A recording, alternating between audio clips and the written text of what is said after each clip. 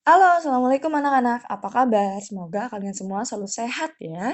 Hari ini kita sudah memasuki subtema 2 di pembelajaran satu buku tema 2. Nah, sebelumnya kita mau menggali lebih dalam lagi tentang energi dan pemanfaatannya dalam kehidupan sehari-hari. Nah, kita dapat menemukan energi di sekitar rumah kita ya, atau di dalam rumah kita. Energi sangat berguna untuk makhluk hidup. Saat melakukan kegiatan, energi listrik adalah energi yang paling banyak digunakan di rumah. Contohnya itu misal ketika kalian mau menonton TV, nah kan kalian colokin tuh ya eh, ke stop kontak. Nah itu adalah salah satu pemanfaatan sumber energi listrik. Selain itu, ketika kalian menyalakan lampu, ketika malam hari, nah itu adalah salah satu juga pemanfaatan energi listrik. Dan masih banyak sekali pemanfaatan energi listrik yang ada di rumah kalian.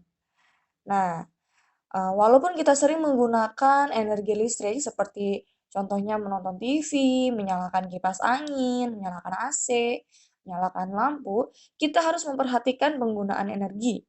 Ya, jangan sampai energi habis karena pemakaian yang tidak terbatas. Jadi pemakaiannya itu harus kita batasi. Ya, misalnya menonton TV hanya cukup 1 jam saja, menyalakan lampu hanya pada malam hari saja, dan ketika tidur dimatikan atau memakai kipas angin secukupnya. Kita harus menggunakan energi listrik juga secara terbatas. Apa yang dapat kita lakukan agar energi tidak habis? Yaitu selalu berhemat akan membantu ketersediaan energi.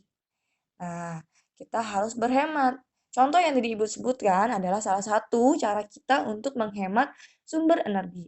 Selain itu juga, contoh yang lainnya adalah ketika kalian pergi ke sekolah, naik kendaraan, lebih baik kita naik sepeda atau berjalan kaki. Selain lebih sehat, kita juga dapat menghemat energi. Ya kan, kalau pergi ke sekolah, setiap sekolah dianterin sama ayah, dianterin sama mama, naik motor. Nah, itu adalah salah satu pemborosan energi. Ya, energi apa? Energi minyak bumi. Nah, selain itu misalnya ketika kita selalu menonton TV di rumah, selalu menggunakan HP atau bermain gadget di rumah. Nah, itu adalah salah satu bentuk pemborosan dari penggunaan energi listrik. Daripada terus-terusan main HP di rumah, nonton TV di rumah, lebih baik kita keluar bermain bersama teman-teman. Tapi ingat, masih harus mematuhi protokol kesehatan. Lalu di halaman 52, kalian tuliskan energi yang digunakan dan perubahan energi yang terjadi saat melakukan kegiatan-kegiatan di bawah ini. Kalian diskusikan hasilnya bisa bersama ayah, ibu, kakak, atau siapapun, nenek atau kakek yang ada di rumah kalian. Nah, salah satu contohnya adalah misalnya menyetrika. Nah, menyetrika energi yang digunakan adalah energi listrik karena setrikaan ini butuh listrik untuk menyala ya. Energi yang digunakan adalah energi listrik, lalu perubahan energinya adalah energi panas. Jadi dari energi listrik berubah menjadi energi panas seperti itu. Nah, sama seperti membakar ikan, misalnya yang digunakan adalah energi listrik. Perubahannya membakar ikan. Energi yang digunakan adalah energi api ya, berubah menjadi energi panas seperti itu karena api mengandung panas. Lalu selanjutnya kita langsung loncat ke halaman 55. Kita membaca bersama ya. Saat sedang belajar bersama di rumah Lani, Beni terlihat tidak sehat. Seringkali dia batuk. Lani kemudian dipanggil ibu. Mereka berdua berbicara di dapur. Tidak lama kemudian, Lani datang membawa secangkir air. Ia menyodorkan minumannya kepada Beni dan meminta meminumnya. Setelah itu, Beni terlihat lega. Teman-temannya bertanya kepada Lani tentang minuman tersebut. Lani menerangkan bahwa ia baru saja memberi Beni air jahe. Ibu Lani membuat minuman dari jahe yang dicampur dengan sedikit gula. Di belakang rumah Lani banyak tanaman jahe. Banyak orang percaya bahwa jahe bisa membuat tenggorokan lega saat kita batuk. Jahe pun membuat tubuh hangat. Nah, tahukah kamu, Indonesia memiliki sumber daya alam yang bermanfaat untuk kesehatan tubuh. Sumber daya alam tersebut dijual juga di pasar dan bisa dinikmati oleh siapa saja.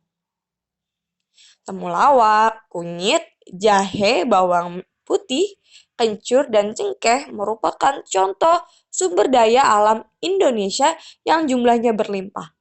Banyak masyarakat memanfaatkan tanaman tersebut dalam kehidupan sehari-hari.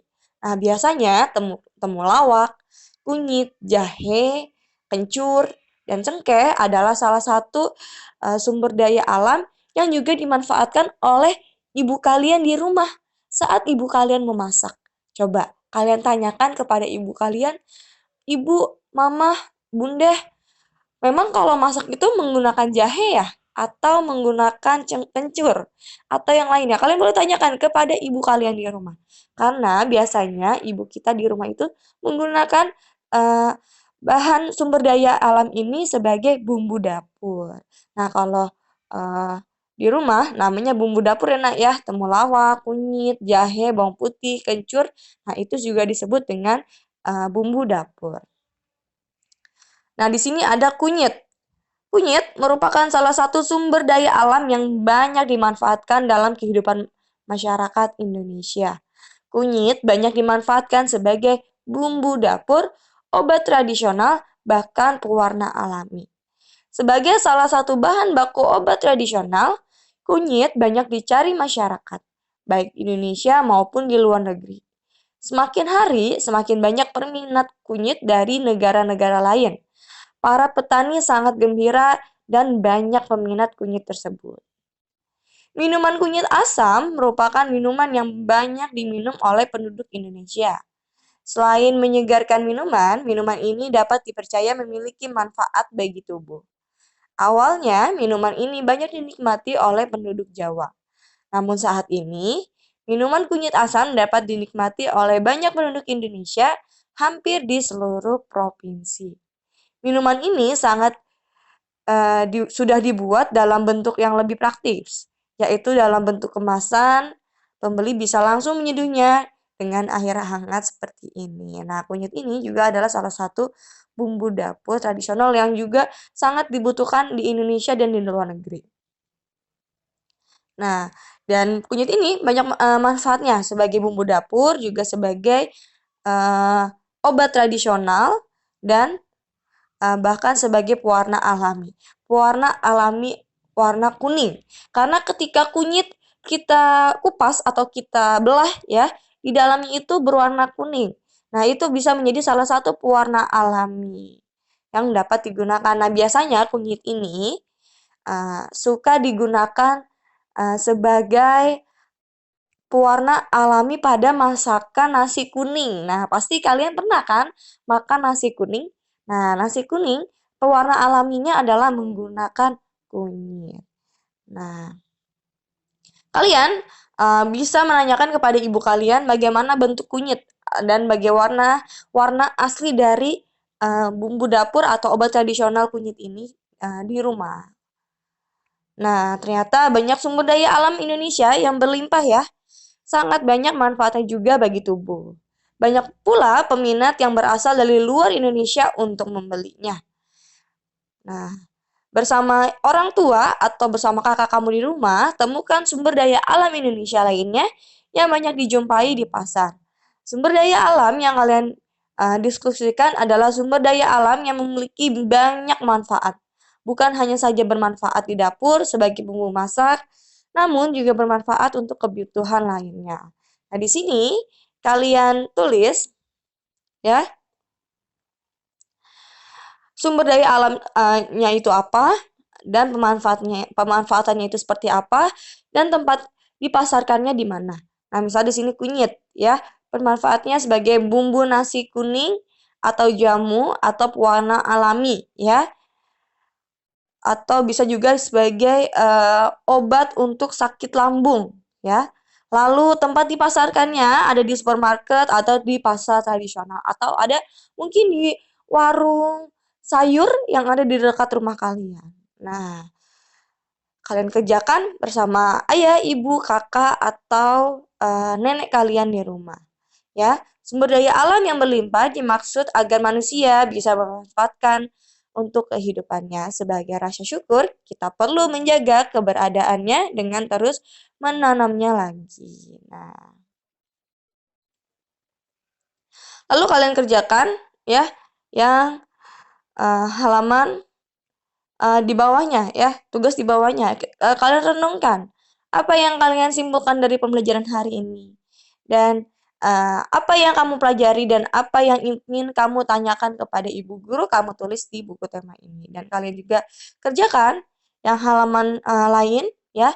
Ini dikerjakannya secara seminggu ya nak ya, dari hari Senin hingga hari Minggu. Karena sekarang adalah hari Kamis, boleh kalian kerjakan mulai dari hari Kamis saja. Ya, dari hari Kamis hingga hari Minggu besok kalian cicil. Setiap hari kalian berikan checklist ya, ketika kalian mematikan lampu ketika kalian meninggalkan ruangan, kalian mematikan lampu, kalian checklist. Mematikan keran ketika kalian menggosok gigi atau mandi, kalian checklist. Mematikan TV setelah menonton, kalian checklist. Nah, kalian kerjakan dari hari Kamis, Jumat, Sabtu, dan Minggu mulai hari ini. Nah, cukup sekian pembelajaran hari ini. Ketika mungkin ada yang kalian mau tanyakan, kalian boleh WA Ibu secara langsung atau menulisnya di kolom komentar. Tetap semangat belajar, tetap mematuhi protokol kesehatan karena alhamdulillah kasus COVID di Indonesia itu mulai menurun.